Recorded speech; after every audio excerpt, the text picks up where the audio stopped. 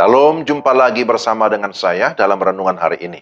Mari kita siapkan hati kita mendengarkan firman Tuhan. Ya Tuhan, kami siap mendengarkan firman-Mu, berilah kami damai dan sukacita, bukalah hati kami sehingga kami dapat mengerti firman-Mu. Dalam nama Yesus kami berdoa. Amin. Mazmur 37 ayat 8. Berhentilah marah dan tinggalkanlah panas hati itu. Jangan marah, itu hanya membawa kepada kejahatan. Mazmur 37 ayat 8. Tema kita, jangan dikuasai oleh amarah.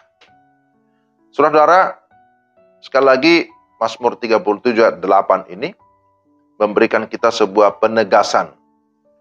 Berhentilah marah, tinggalkanlah panas hati itu. Ayat ini tidak mengatakan bahwa kita tidak boleh marah. Ya, semua orang bisa marah, bahkan anak kecil atau bayi pun bisa marah. Akan tetapi hidup dalam amarah itu yang tidak boleh, sebab itu adalah dosa.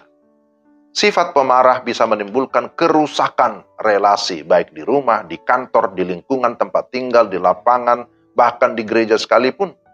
Persahabatan dan kekeluargaan bisa rusak karena amarah yang tidak terkendali.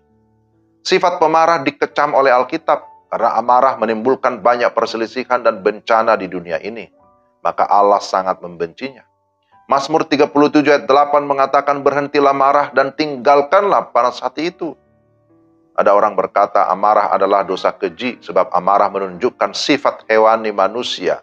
Ini rasanya ironi ya, menyedihkan. Orang yang hidup dalam amarah tidak memakai akalnya, maka lebih baik disebut binatang buas daripada manusia yang berbudaya. Dari sisi rohani, sifat amarah menghalangi kesaksian Kristen. Ada seorang ibu yang mengaku Kristen, ingin sekali suaminya mendapatkan jalan keselamatan kepada Kristus. Suatu hari, pendeta berbicara kepada suami ibu tersebut. Tapi pendetanya kaget karena suami ibu tersebut berkata, ya sebenarnya saya ingin juga sungguh-sungguh di dalam keagamaan saya, dalam kerohanian. Tapi kalau jadi Kristen selalu naik pitam seperti istri saya, lebih baik tidak usah. Ketika pendeta bertemu lagi dengan ibu atau istri suaminya itu, ia pun mengakui amarahnya memang seringkali keterlaluan. Ia pun menyesal dan berjanji mau berubah. Sang suami pun akhirnya bisa berubah lebih baik. Amarah juga menyebabkan orang kehilangan kegembiraan dan gairah untuk hidup. Kita ingat peristiwa Kain dan Habel. Kain kehilangan kegembiraan karena amarah yang berlebihan. Akhirnya amarahnya melenyapkan, ya karena amarahnya dia melenyapkan Habel dengan cara membunuhnya. Ini sungguh-sungguh tragis. Jangan lakukan yang demikian. Nah, pertanyaannya bagaimana kita bisa menang atas amarah? Langkah pertama adalah ada keinginan untuk bebas daripadanya. Ada sebuah tekad untuk menguasai dan menaklukkan sifat yang tidak baik ini.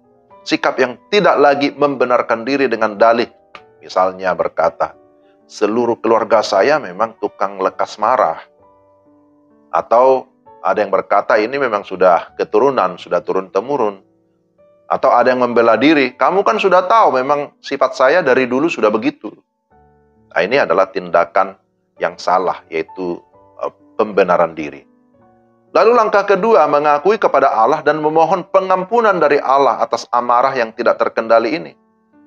Ingat bahwa tidak ada dosa yang tidak bisa diselesaikan oleh Allah. Kalau kita mau mengaku, maka ada pengampunan dan kita berjanji mau meninggalkan sifat-sifat yang tidak berkenan.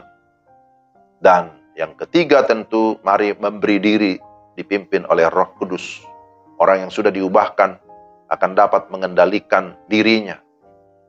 Orang yang sudah di dalam Roh Kudus, maka dia akan diberikan kemampuan mengendalikan pikirannya, mengendalikan lidah, mengendalikan tangan, kaki, keinginan atau nafsu. Paulus sebelum bertobat terkenal dengan amarahnya, bahkan mau membunuh orang-orang percaya. Tapi ketika dia bertobat dan memberi dirinya dipimpin oleh Roh Kudus, maka sifat amarahnya terkendali. Dia justru memiliki satu sikap kesabaran dan kesiapan untuk rela berkorban demi Injil Kristus. Jadi Roh Kudus melembutkan hatinya, sehingga sekarang dia mengobarkan kasih karunia Allah dan mau terus memberitakan Injil yang menyelamatkan. Saudara, kiranya kita juga terus mau memberi diri dipimpin oleh Roh Kudus, sehingga yang keluar dari hidup kita adalah buah Roh Kudus. Ada damai sejahtera, ada sukacita, kasih, dan seterusnya. Jangan dikuasai oleh amarah.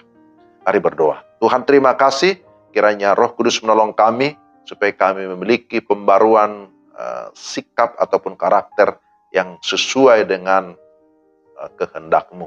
Kami rindu supaya yang keluar dari hidup kami adalah buah roh, bukan keinginan daging kami, bukan keinginan mata, bukan keangkuhan hidup kami. Pimpinlah kami dalam nama Tuhan Yesus. Amin. Demikianlah renungan kita.